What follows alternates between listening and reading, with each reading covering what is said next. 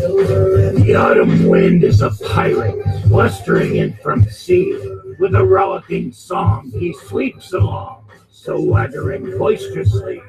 His face is weather-beaten, he wears a hooded sash, with a silver hat about his head and a bristling black mustache. He growls as he storms the country, a villain big and bold, and the trees all shake and quiver and quake as he robs them of their gold. The autumn wind is a raider, pillaging just for fun. He'll knock you round and upside down and laugh when he's conquered and won. You can't make this shit up. Touchdown!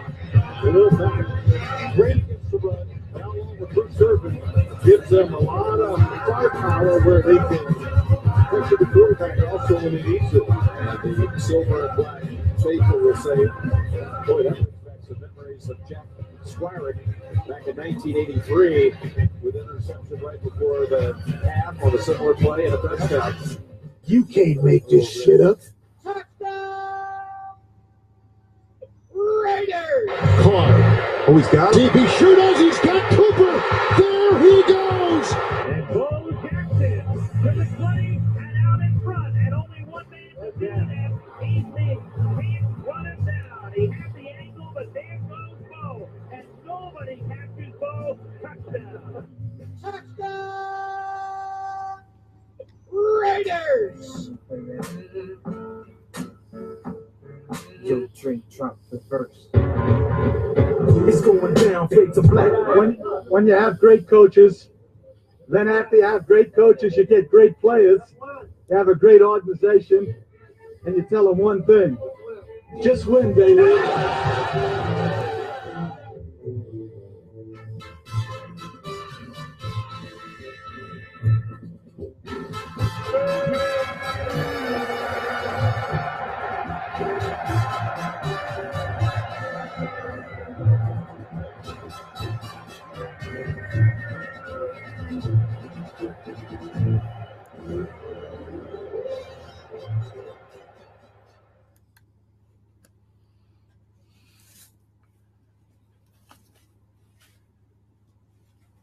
Why, hello there, Raider Nation. It's me. Yeah! It's Captain Jack.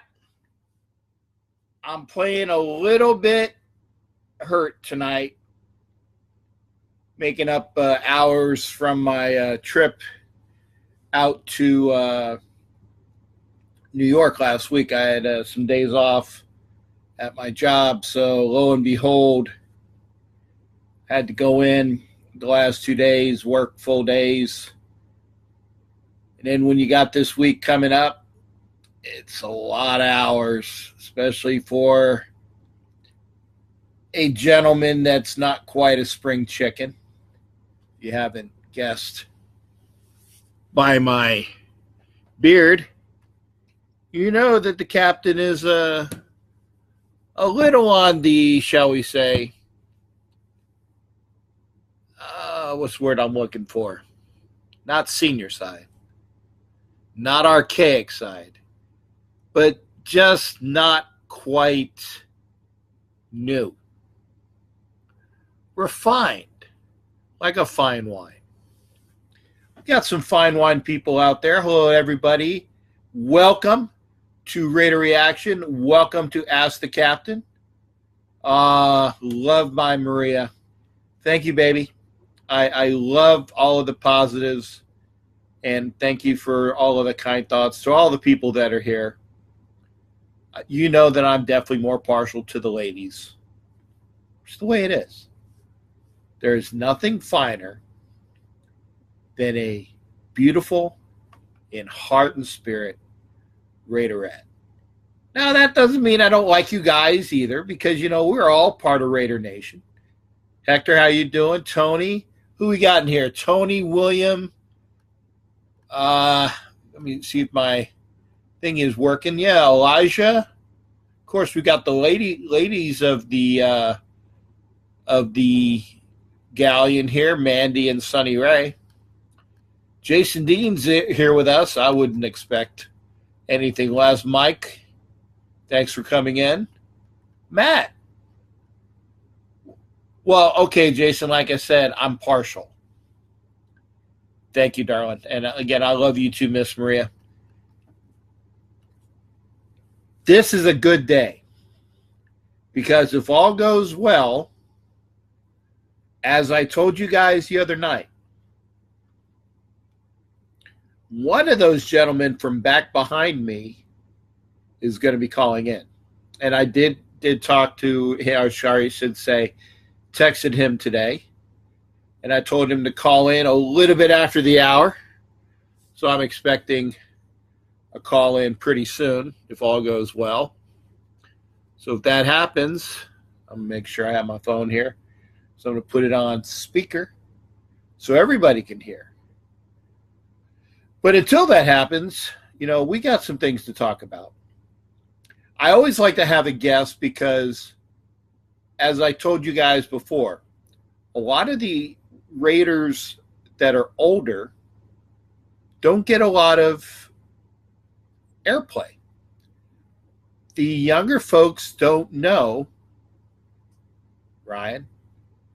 They don't know these people, and that's a shame because our heritage began with people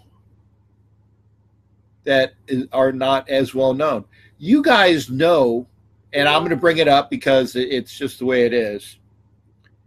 You guys know Jim Otto, but you don't know Jim Otto. You don't know all that he did. You guys know about the Soul Patrol just by name. But a lot of people don't realize that the next iteration, like the gentlemen that are back there, the no passing zone, were awesome. You have a Hall of Famer in Mike Haynes, a should-be Hall of Famer in Lester Hayes, Mr. Mike Davis, who's going to be joining us today, and Van McElroy, one of the hardest-hitting safeties there. It's people that don't get a lot of due. And when I talk with people of the Raiders of the older generation, the fact that they played for basically the sheer love of the game because they weren't paid a lot like the players of today. I mean, it's a shame what these guys went through, and for what? The money wasn't there.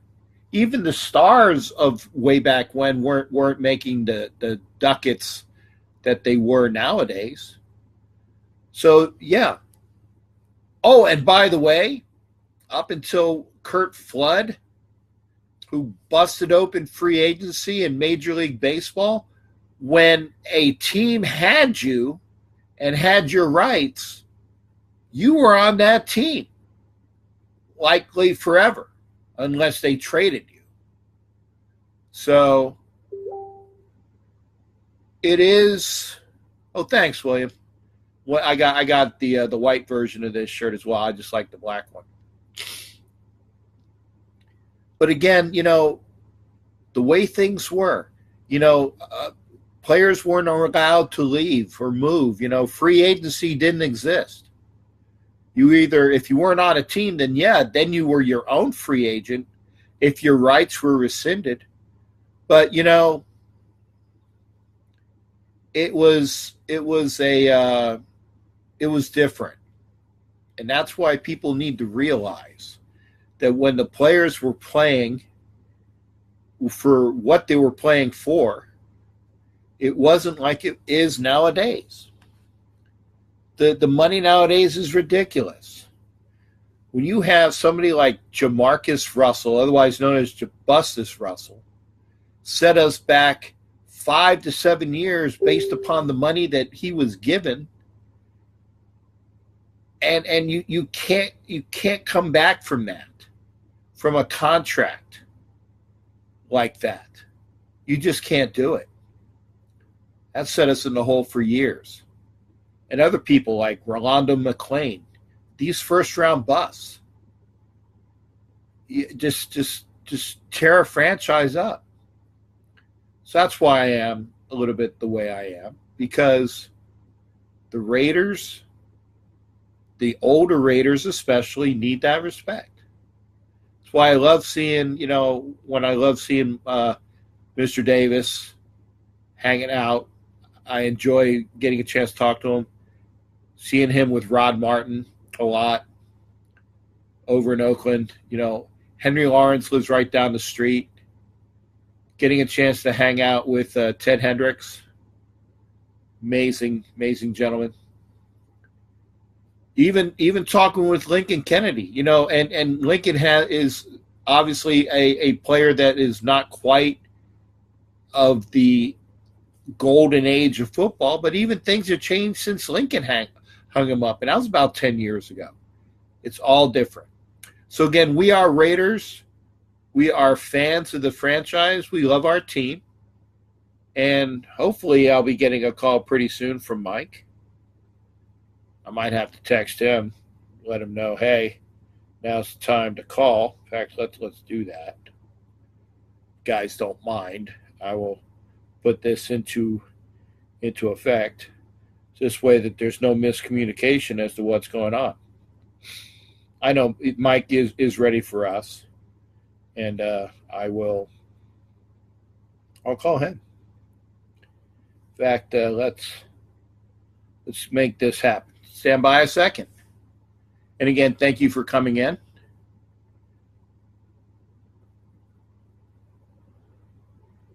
Got a ring, so that's a good positive sign.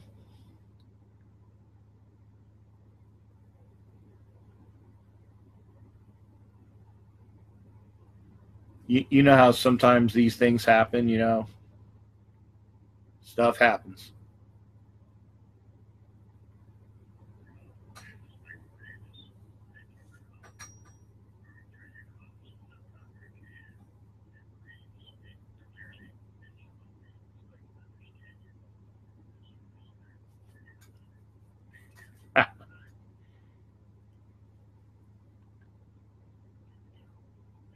Getting a voice message. Yes, Mr. Davis, this is Captain Jack here. We're ready for you to call in as soon as you can, sir. We definitely looking forward to your words of wisdom this evening, and we will see you when you're ready, sir. It is at the number that you have. Thanks again, sir. We're ready for you. Bye-bye. Again, things happen. I love the fact that you guys didn't hear the message, but he was saying, hey, leave a message, speak clearly, and basically, if you're a solicitor, forget about it. He's not going to get a call back. So while we're waiting on Mr. Davis to call up, why don't I go over some of the things that have happened just recently? And again, it was a shall we say, it was a tough day for all football when we lost Dwight Clark this past week. Remember, I've been gone 2 weeks. Great show by Angria Trask last week in my stead. I got a chance to see portions of it. So I know that she had a really good time with y'all. And anytime you want to see Angria, that's fine too. I'm not above saying that, hey, we can't have a Trask, the captain, show, because she's a great lady. But again, condolences to all of the football folks out there for Dwight Clark passing this week. Now, some of the other things that have been happening, obviously you guys know that the OTAs this past week were voluntary. And we had some folks that were missing. Obviously, the major folks that were missing is Khalil Mack. And hey, how you doing there, Mr. Gambino? Good to see you as well. And again, we're efforting to have Mr. Mike Davis call us, so hopefully that'll happen sometime soon. And everybody that's been out there for OTAs, been getting a look. A lot of positives put out by the coaching staff. And one of the things that's obviously different this year is the rapport of how the team is getting together.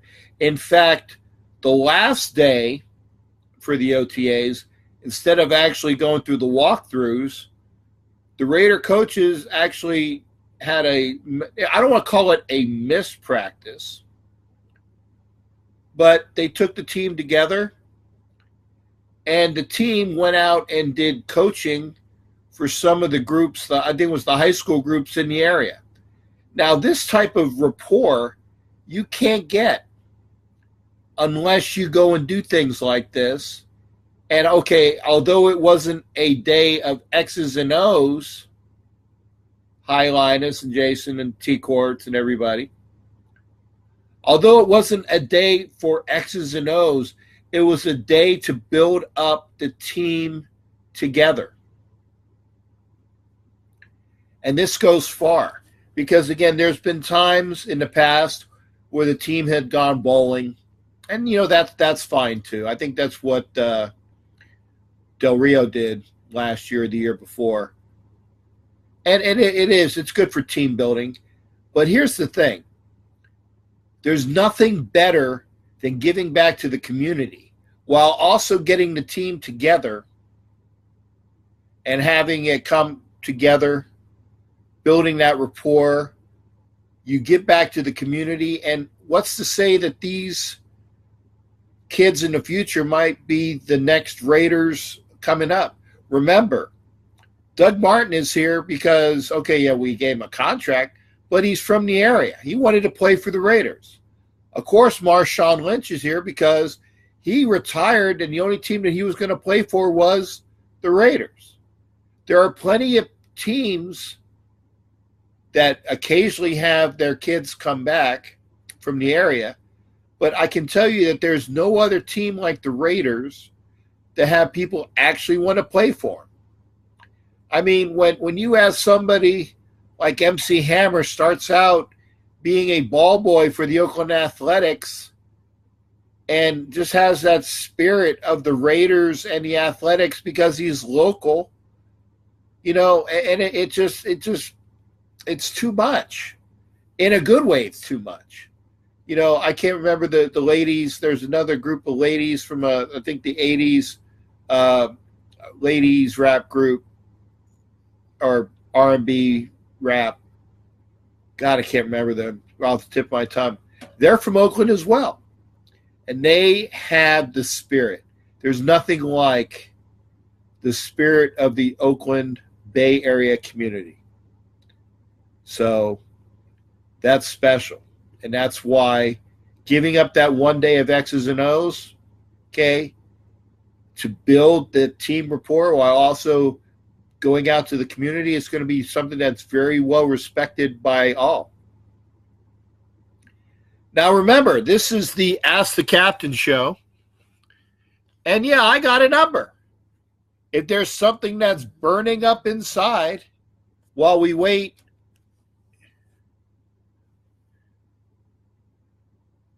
okay, well, I just got a text, so he's in Arizona, so we're going to give him a call. No, it's not salt and pepper, Jason. Okay, so I'm going to give Mike a call again, and then we'll go from there.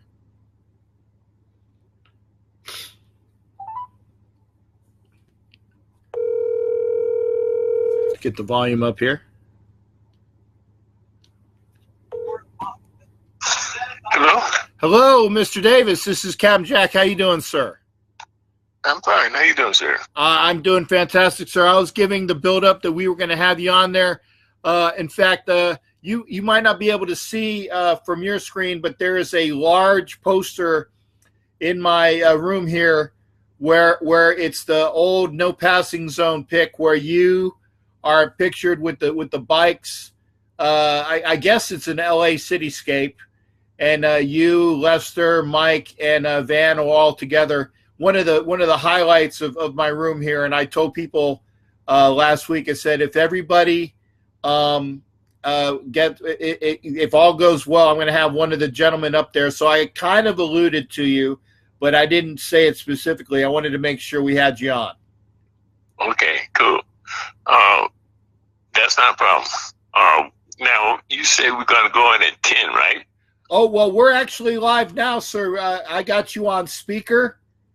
So we're actually doing, if I didn't catch you, now granted, I know that there's a time difference, but we're actually on now, sir. Okay, you're in Florida, right? Yes, sir. I'm in Florida. Okay, so I am in Arizona. I think I'm only 2 hours difference from you. Yes, sir. Okay, all right, go ahead. Well, again, I wanted to. Are you busy right now, sir? All right, I'm ready if you are.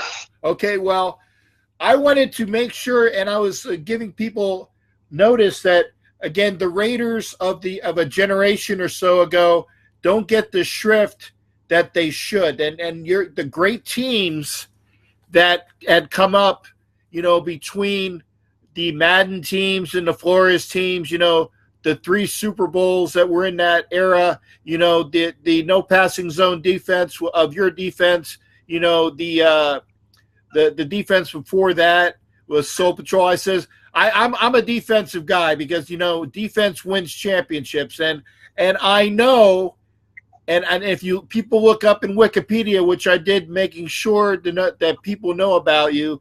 In fact, I saw something today in Wikipedia which I didn't realize, that your last year was with the Chargers. Okay. Well, I mean, I grew up watching the Raiders in Los Angeles. I remember watching them in 1972 against the Kansas City Chiefs. The Raiders were playing in Oakland against Kansas City, and it was a very amazing game. I mean, it stopped me in my tracks to watch the Raiders play. It was, I don't know how to say it. It was just my father, my uncles, and 3 of my brothers. We were all in the garage watching on this small screen TV. And everybody stopped what they were doing.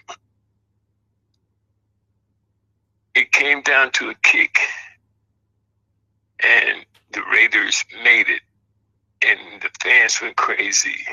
And in my mind, I said, that is what, if I ever become a football player, that's where I want to play. So I went on about my life, started playing football in high school. And then I went to college, and I go to the University of Colorado, and everything is Denver Broncos. And when the Raiders come to town, it's like they're the most hated villain in the world. And I'm watching the football game with all of my teammates, and half of them aren't from the state of Colorado, and they're like, oh man, go Broncos, go Broncos, go Broncos. And the other half don't give a heck, and I'm the only one rooting for the Raiders, and everybody turn and look at me like I'm crazy. But I say, you know what? The Raiders are the #1 team. They're the best. Watch them. And every time they beat the Broncos. So now comes draft time. I get drafted by the Raiders. I go there. I couldn't make the rookie mini camp simply because the University of Colorado semesters run longer than regular universities. So I went to the veteran mini camp. Go to the veteran mini camp, and I get fitted up with my gear. They take me around the locker room, put me in a locker right across from Willie Brown and Jack Tatum and George Jackson. And I'm just sitting there in awe. I'm looking at these name plaques above these lockers, and I'm just saying, oh my God, I can't believe I'm here. I can't freaking believe it. So as I'm putting on my gear to go to a meeting, around the corner comes Jack Tatum. And I think when I look up, I see him, and I think I'm talking to myself, you know, Jack Tatum. But I said it loud, Jack Tatum, whoa. And all of a sudden, Jack stopped. He takes a half a step stop, and he's looking at me, he's twisting his head, and behind him comes a voice saying, must be it is Fred Belitnikov. And I'm like, holy cow, man, I'm here. And we go into the meeting, and everybody is introduced to me. And I'm just feeling just totally numb over it, because you have the entire Raider football team that won Super Bowl 11 being introduced to me. And I was like, holy shit, what the hell? I mean, it was amazing. So fast forward the clock. I make the team, but I wind up on injury reserve because I broke my wrist and two of my fingers the last football game of the preseason. Ah. Yeah, so now I'm sitting on the bench. Jack came up to me and said, hey, Rook, you're a fucking good football player. You get yourself well, and if George or me go down, we expect you to come in and keep up the winning ways. That really put the cap on it for me, because the Raiders never had that intuition. I mean, the I can't think of the word, but they always put the best foot forward and didn't initiate guys into the league or into the team.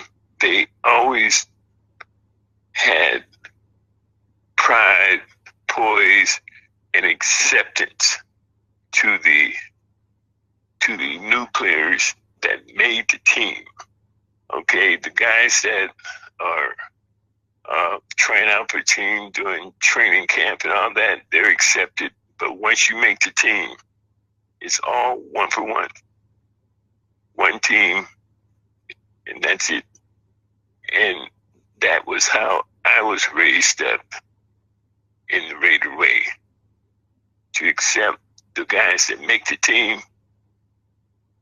teach them, coach them up, and drive them to do better, and perhaps maybe even replace me. I mean, you look at, I had a buddy that I was in college with, Mike Spivey. We were roommates from day one. He went to Chicago, and he had told me some horror stories. He says, Mike, first time I go into training camp there, I get the cold shoulder from everybody. I ask a question. The coach look at me and then keep on talking. He said he asked a couple of the starting corners what was going on, and they just turned their back on him. I mean, that, to me, that was bullshit, because the Bears, I thought they were a pretty good football team, but they weren't, and they showed it by losing. I was exchanging stories with him about the Raiders, and he was just near tears in his eyes. Said, man, I wish I would have became a Raider. I wish I became a Raider. So that is the difference between the Raider Nation, the Raiders, and other teams in the NFL back in our era. Now, you look at the teams that are winning now, I think what's old is new and what's new is old. they are starting to do that, starting to not initiate players, starting to accept players. Players are accepting their roles in football on the team. And that is what I was taught, and that wins the way and wins the day. Wow. I mean, I always noted about the the hazing for rookies. I mean, even watching, we're talking about the Bears, you even see that in the movie Brian's Song at the beginning, how Piccolo and Sayers were hazed, and that it was going on. For the Raiders not to do that's something I never knew, and that's the greatness of why I love having players come in here and talking about their experiences with the team, and how that Jack and George took you under wing even when you were injured, knowing that eventually you were going to contribute. Well, I tell you what, Lester did initiate it once. Lester was a hot mess when he first came to the league. He was always into something. So he got through into the pool once. Once he got through into the pool, he was helped out. So that was it. but, but you're right. I look back at my times with the Raiders. Like I say, my first year, I was on injury reserve for the entire year. Came off in '78. I was a backup to Jack Tatum and George Atkinson and Willie Brown. I played corner and safety in college, so they put me behind Willie my first year, and then behind Jack and George and Willie my second year. And then my third year, I wound up winning the starting job at strong safety, and I kept it. So we play on. We were getting better. Changed coaches from John Madden to Tom Flores. We're getting better. We go to 80. We win the Super Bowl.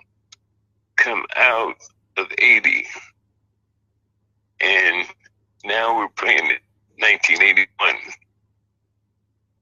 I wound up. It was I think it was the second or third game of the league, and we're in Minnesota playing a Monday night game, and it's the third on defense. Suddenly I fall forward, and I don't know why I'm falling forward. And my right foot gets stuck in the grass, and I go down face first, and I'm looking around trying to figure out what the hell happened. What they did, Minnesota ran a sweep. Rod Martin stepped up, cut it off, and the guy reversed his field. From the guy running the ball, I looked at the field, and I reversed and went along with the ball carrier. I was 17 freaking yards from the ball carrier to where I got it clipped from behind. Ooh. And it broke my leg and tore ligaments in my ankle. It was a freaking receiver, Sammy White, the guy that Jack Tatum nailed in Super Bowl 11. He did a foul freaky thing. He came around behind me, and as I'm circling back around to just guard against the play, and I'm 17 yards from him because Ted Hendricks took him down. This guy just hit me and rolled, and it took me out. So I missed 12 games behind it. I broke my fibula and tore the deltoid ligament on the inside of my ankle. The surgeons took care of me the very next day and told me that my fibula would heal in 4 weeks, but the ligament would take about 10 to 12 weeks, which it did do. It took 12 weeks for me to completely come out of my cast and start rehabbing. So I wound up playing the last 2 games of the season. So through my injuries, the first year, the 5th year, and then the 7th year, I missed almost 3 seasons. So that's why when people look at my bio from the Raiders, they see that I only played 7 years, which I played a total of 10. Right. And again, I saw, like I said, looking through Wikipedia, I saw all your years through. So I saw that they were inclusive. So, you know, in my mind, you know, you were always there from, I think it was 1977 was your first year, sir, if I'm not mistaken. Yes, 1977, my first year. I was Raiders' first pick in the 2nd round. What happened that year was pretty groovy because I was being courted by the Pittsburgh Steelers. Miami Dolphins. No, you don't want to be a Stiller. Yeah, well, I kind of did, but, you know, it was just an outside dream, okay? Gotcha. So it was the Pittsburgh Steelers, the Miami Dolphins, the Dallas Cowboys, and the Detroit Lions. Uh-huh. Okay, they all came to campus, and they looking me over, sizing me up, telling me I couldn't do it, and all this stuff. Now, what happened was Pittsburgh wound up picking someone else, and I think Dallas had traded something away and moved up about 3 days before the draft to number 5 pick in the 2nd round. Detroit decided to go with someone else in the 1st round. And then Miami just stood tight. The Raiders had won Super Bowl 11, so they were the last pick in each round. What the Raiders did was wait till the morning of the draft, made a move, because they had traded their 1st round draft pick to Green Bay for Ted Hendricks. They owed the Green Bay Packers the 1st round. Yep, I remember that.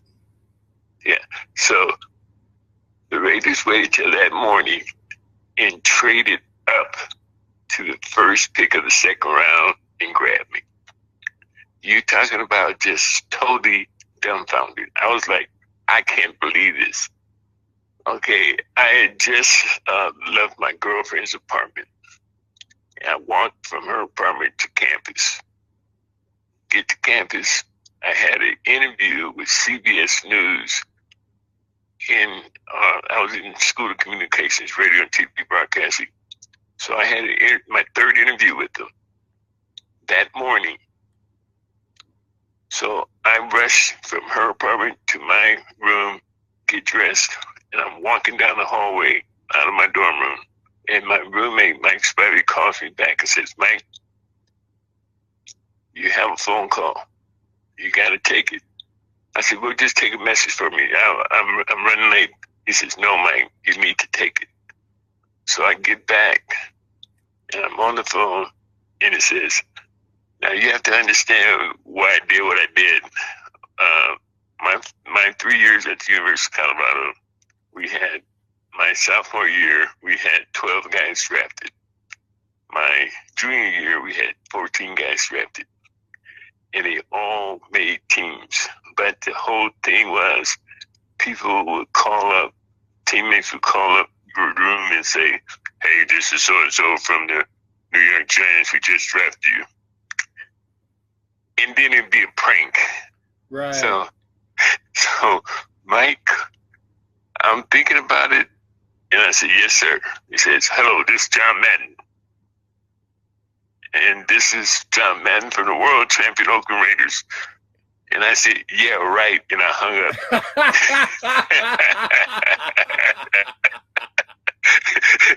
No, you got to understand. It was just those regular back rotary phones. No call back, no nothing. No. Right. So I look at Mike, and he's looking at me like I'm the most craziest person in the world. and I'm in his roommate for 3 years, and he's looking at me. I said, that was real? He said, yeah, you fool, that was real. Oh, my stomach took a flip. The next thing I do, the phone rings again. I pick it up. Yes, sir, yes. This is John Madden of the world champion Oakland Raiders. We just drafted you. Oh, that's. I was like, holy cow, John Madden. I went crazy over the phone, and he started asking me questions and whatnot. He says, "Can you play cornerback?" I said, "Yes, sir. I played 2 years of cornerback in college." He says, "Okay, all right. Al Davis needs to talk to you." And I'm like, "Oh man, Al." And I knew him from TV, from when they would pan the camera on him during the 70s and stuff. I said, "Al," and Al gets on the phone and says, "Hey kid, you ready to play some Raider football?" I said, "Yes, sir." He says, "All right. Well, I need you out here in 2 weeks for the rookie minicamp." And me being completely honest and naive, I said, "Sir, I can't come. We're in the middle of finals." All of a sudden, it was just a delay. Uh-huh. And he says, okay, but can you get out here in 4 weeks for the veteran mini camp? I said, "Yes, sir, I can do that." So it was a little strain there at first, but then he understood. Yeah. Yeah. And that stuff hasn't even gone away. That to this day, even our rookie Eddie Vanderdoes wasn't able to go to the one camp because of the way that the semesters and the trimester system works. That's something that the NFL definitely needs to look into to get rid of, or at least have some sort of understanding with the NCAA. That's just something that needs to go. I agree with you on that. I think more emphasis need to be put on the education of an athlete. Because once an athlete nowadays, compared to my era and probably before my era, when guys were in college, they were in college for an education to get a degree and get a better job than their parents, or better job and improve their success level. That is what I went to college for. Now these kids go to college to go pro. And I think that's not the most best way to think of yourself as an athlete. I think you should think about education first, because the average pro career is 2.3 years. You look at all the colleges across the country that are playing football. You look at once the draft comes, there's 7 rounds, 32 picks per round, compared to 10,000 athletes playing football, college football, that are seniors, juniors, sophomores that want to come out. I think this is a disservice to the disservice the NFL is playing to collegiate athletes is promising them the world and putting dates that conflict with their dates, graduation, finals, anything like that. I think is so wrong. Right. Mike, if I can, I have to ask, obviously you're most, and I know you're probably sick of talking about it, but you know it's coming. The savior of the game in Cleveland, Red Right 88, and Mike Davis. I'm not even going to say anymore. I want you, because everybody knows, but it's better listening to you talk about that game. Oh, my God. You're bringing up a long, memorable memory. Red Right 88. Well, I'll tell you. Give me a minute here. Yes, sir. Okay. The first the first quarter and the second quarter, they ran that formation. The first quarter they ran it, Ozzie Newsome came straight at me and did an out about 12, maybe 14 yards. And I got him. Okay, no problem. Second quarter, they came out with the red, right, 88 formation. Ozzie Newsome did the same thing, but he did an out, but he curled it up. He cut it short. I held him. All right. So the third quarter, they didn't run it. They come out in the fourth quarter, near the end, 56 seconds to go. And all of a sudden, well, they called timeout first. Yes. All right. So Sipe goes to the sideline. And Retigliano told Sipe if it's not there to throw it into Lake Erie, and he definitely didn't do that. Yeah, I tell you what, he had to say that because what I'm about to describe really would mention that, because when we're in the huddle,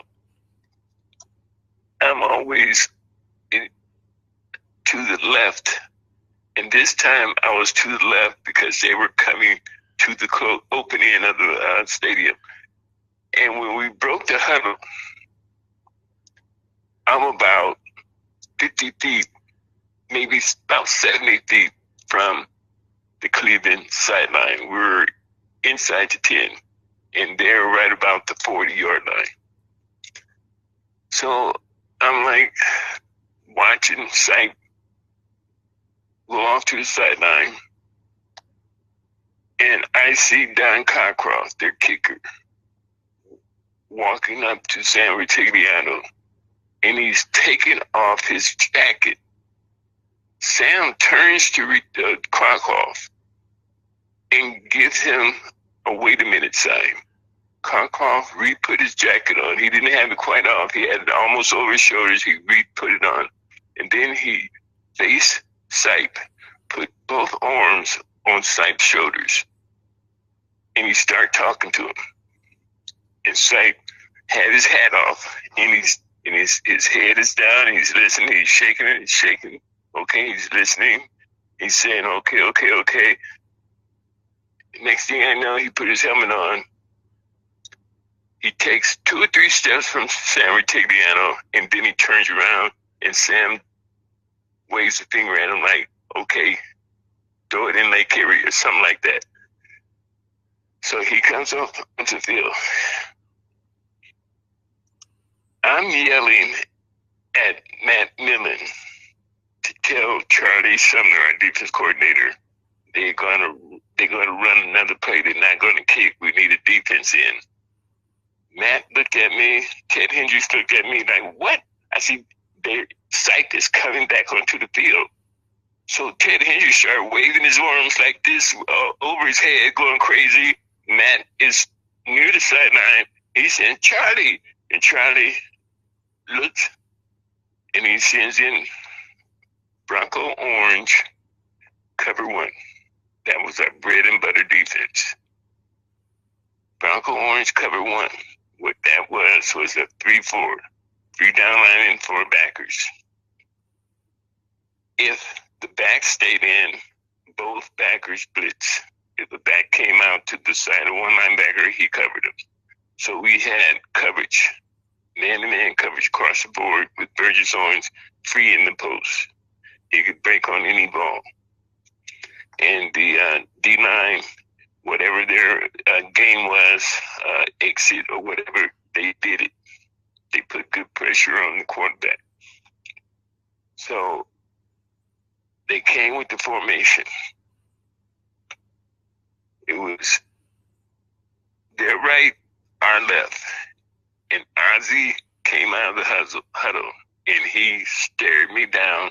Then he took a look back at Sipe, and Sipe gave him a minimum of a nod, and I saw it. I said, okay, they coming at me. Uh-huh. And I was waiting for it. I mean, I swear I was waiting for it.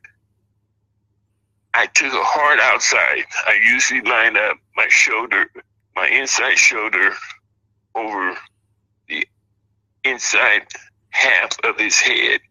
This time I had my inside shoulder on his outside shoulder.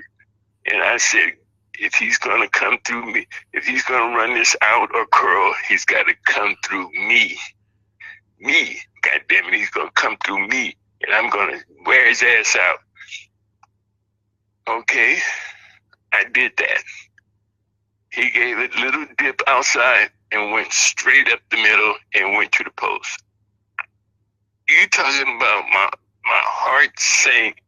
I said, oh my God. And then I said a quick prayer. I said, God, don't let these Nikes slip and let me make up this ground. Burgess Owens saw it. Burgess took a step forward and he slipped. That forced Ozzy to make a step and a half slower to go to the post, and I closed on him. And there it was. Hit me like a freaking brick. Boom!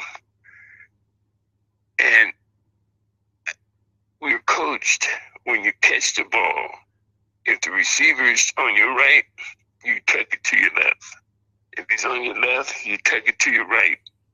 But I had the ball on my right, and Ozzy, all his weight, the guy was like 255 or something, all this weight was on my forearm with the ball.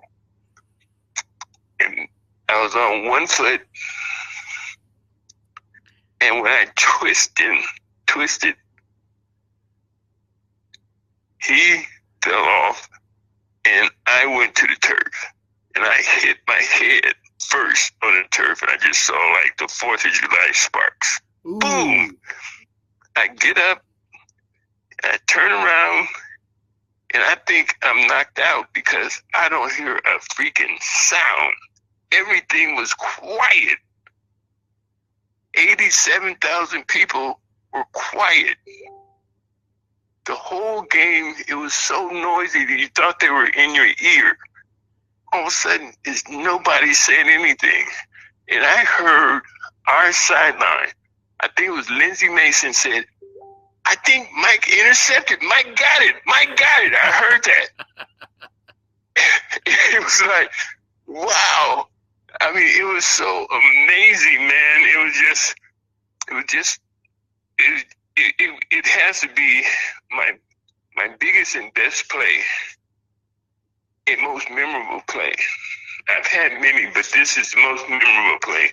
My second most memorable in football was Super Bowl 18. My wife was pregnant. She wasn't due to deliver until February.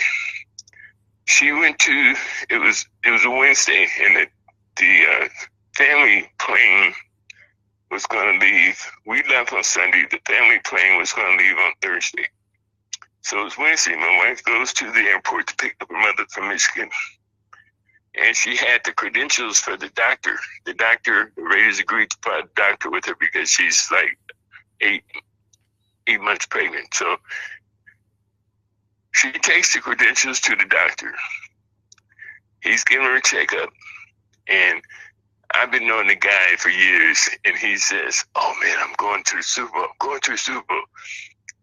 And all of a sudden, my wife's water break. And she had the kid right there in the office.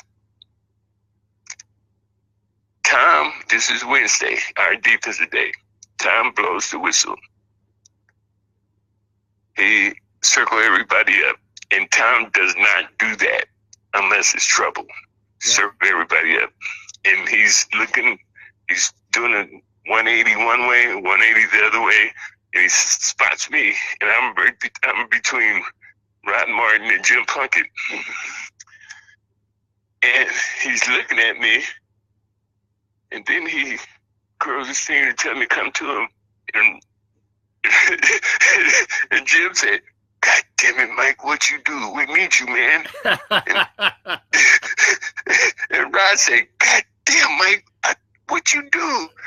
And I said, I didn't do anything. He said, and so I'm walking, I'm taking a slow walk up to Tom, and Tom says, he grabs me and he turns me around. He says, guys, I want you to know Mike Davis is the newest father on the Oakland Raiders, on the LA Raider team.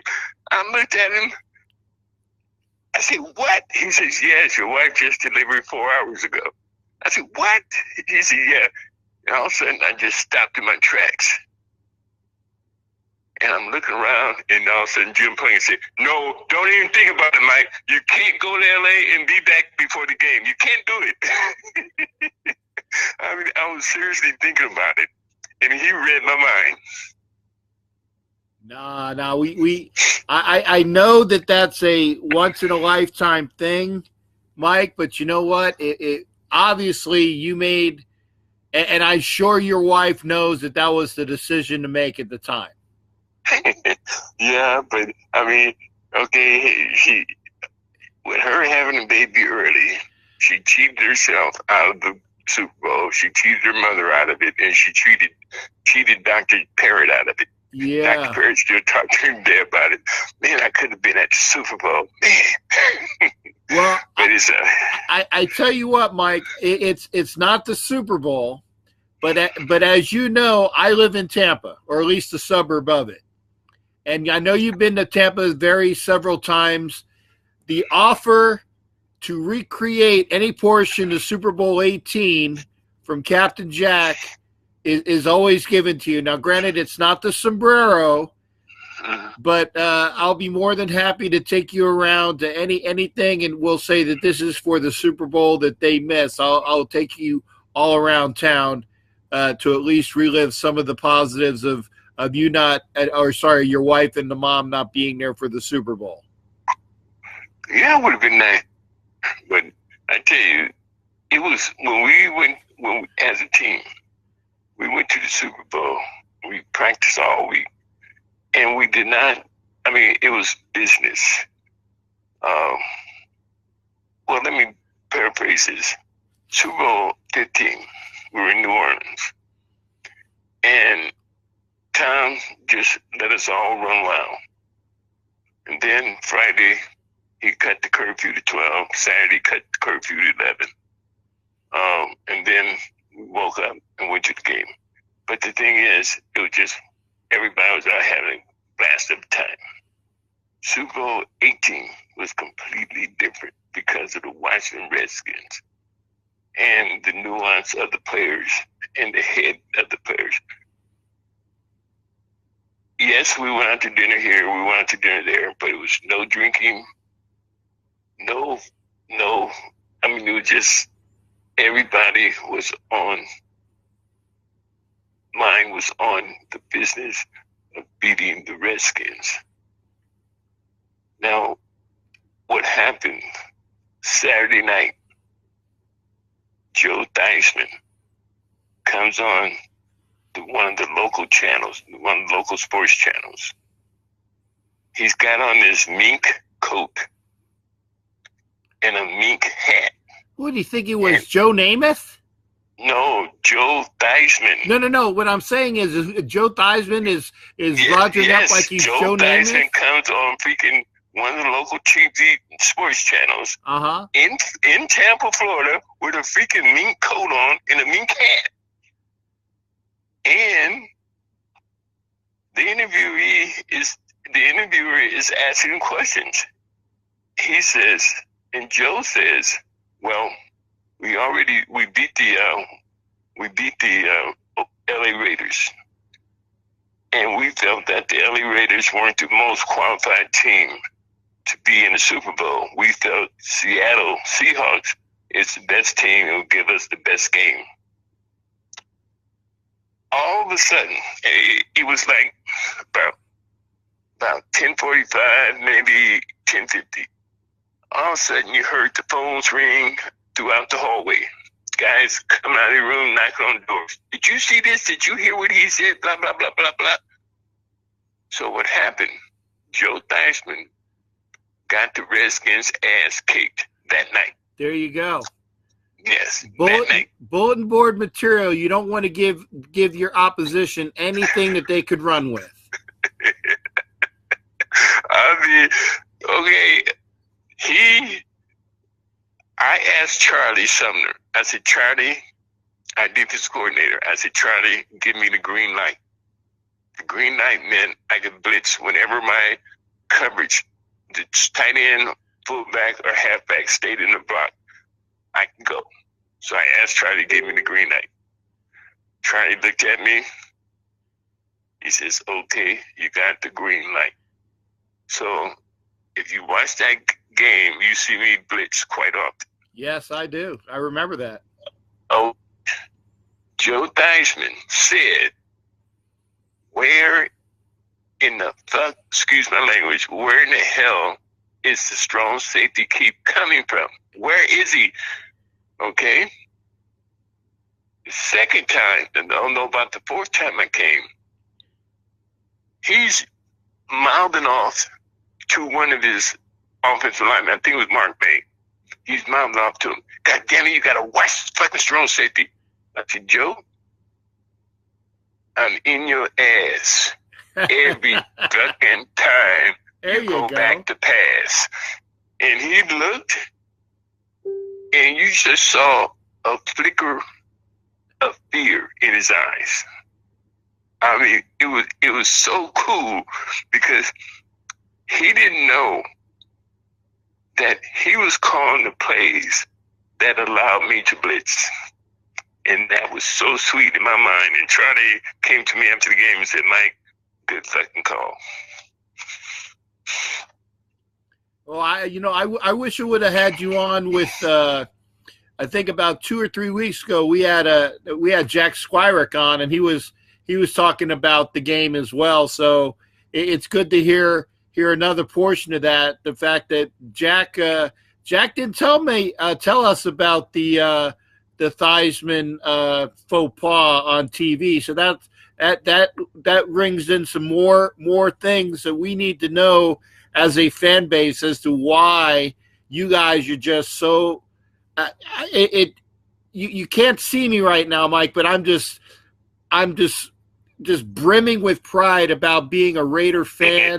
and I hear it in your voice, my friend. Captain Jack, I hear it, man. But yeah. Jack, I tell you, Jack was a very fast, quick, solid covering linebacker. So when they came out in that right before the half, Charlie Sumner took Matt out. Well, told Jack to go in and send Matt out because Charlie was a genius that way. He could recall anything and everything that a team did to us. And he taught us to think that way too. And when Jack made that play, it was just so freaking satisfying because Joe Gibbs, he considers himself a freaking genius guru. I mean, when he was at San Diego, he would come after me play after play after play and then call me the weak sister of the freaking secondary. Okay, I'm the freaking weak sister of the secondary, but I got fucking 6 interceptions off Dan Fouts. His Dan Fouts. There you his go. Offense. But he called me the fucking weak sister. Okay, so I knew Joe Gibbs. I knew him well and what he would do. And with him striking with Joe Washington on this screen, I didn't know it was going to happen. But when we broke the huddle and I was going to my third of field, and the play broke, it dawned on me because I saw Joe Washington flare out. And I looked and I didn't see Jack. But Jack had when Joe flared, Jack mirrored him. And then Joe Theismann threw the ball. And all of a sudden I saw Jack just swoop right in front of him. I said, touchdown. There you Touchdown. go. Man, that was so satisfying to see that. And the mob scene that came in as well, you know, everybody mobbing Jack in the end zone was so satisfying. And knowing that the Raiders were up 21-3 at that point, and it could have been, you know, the Redskins had used the same play in Washington in the regular season game for a very long game. So they were going for a quick score, knowing that they were going to get the ball back in the second half. So that one play, just like you crushing Retigliano, Sipe, and Ozzie in the Browns, that one play of Jack crushing Theismann, Washington, and your boy Gibbs just was lights out in defining moments of important games in Raider lore. Yes, I would say so. I mean, it was just, oh, man, I'm so excited talking to you about this. It's crazy. I mean, everything worked well that year. I mean, you look at our game against Washington early that year. I think it was in October. They beat us 37-35. Okay, we were without 5 of our starters. Yeah. Okay, and then with them talking the trash they were talking, et cetera, we just said, okay, we went to the Super Bowl against them, we draw them, and we were just like, okay, business is business is business. We're here to whip that ass, period. And we did. Because there's no way they should have done what they did to us in October. No way. No freaking way. But they did. Yeah, but we avenged it. Yeah, Marcus was out for that game, and like you said, a couple other people were out for that game. So considering it was a shootout, I think we had like 4 guys on defense down and 3, maybe 4 guys on offense down. So it was probably 8 guys, really, I think. And Cliff went out after the second half, I think. Yeah, I think Cliff got pulled his hamstring. He pulled the hamstring on the 99-yard touchdown. Yeah, oh, you're right. And he was limping in and still outrunning the secondary. That was a trip, man. I mean, here's the secondary in full gait, struggling to catch Cliff, and Cliff is dragging his leg into the end zone. I said, Jesus, that guy's fast. Uh-huh. Well, a fellow Buffalo wasn't going to let you down there, Mike. Okay. Pleasure talking with you, Captain Jack. Hey, Mike, I give this from the bottom of my heart, sir. I know I've enjoyed this immensely. You are always welcome anytime to come on board. Anytime you have things that you need to let folks know about, any appearances or anything like that, we love you. You know I love you because it's always a pleasure seeing you, sir. Okay, you got it. I will do that. Thank you. Appreciate it, Combo. It was very, very nice and exciting to speak with you, Captain Jack. No, the pleasure was all mine, sir. It always is, and looking forward to seeing you at any of the events. If you are coming out for anything, when I'm out there, I'll make sure I give you a ping, and hopefully I'll get a chance to see you for anything, and we'll meet up at the Hilton, and that first shot's on me. All right, you got it. And I'll be there opening day and probably 3 or 4 games after that. All right. Well, I'll definitely see you for opening day, sir. All right, bye. All right. Thanks again there, Mike. Most appreciated to you as well. And that was Mike Davis. I know we're over on time. I don't care, because you don't just say to somebody who's just giving you the best interview that you've ever could have. Like I said, when Jack was talking about the Super Bowl a couple weeks ago, and Mike was talking about it, it's you just. And like I said, I can't go in and just the sheer warmth and love and just the camaraderie that I have for everybody that's here with us. You know, it's a pleasure.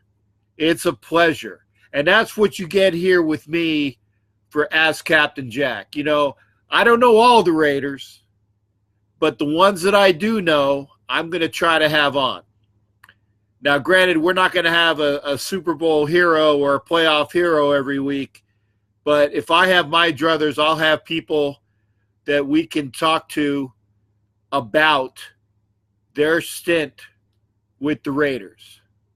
So this has been an extra bonus edition. Would have been long this week, but hey, it's great to stay up. Remember, it's 11:11 here on the East Coast, and it was enjoyable. My thanks, heartfelt, to Mike Davis on his joining us here, Raider Reaction, Ask the Captain, where we endeavor and strive to bring you, the Raider fan, Raider Nation, the best that we have to offer. Me to you. Yarg! Raider Nation. We'll see you here next week on Ask the Captain. I don't know who's going to be on. I'm going to effort to find somebody else, but it's always a good time here on Raider Reaction. Have a fantastic week coming up. Be well, straighten up, fly right, and just go through the work week. Be well. Take care, my friends, my mates, my mates, the wenches, all of Raider Nation. Yarg from Captain Jack. And again, special thanks to Mike Davis, number 36 of the defensive backfield. Take care, guys and gals. We'll see you next week here at Ask the Captain.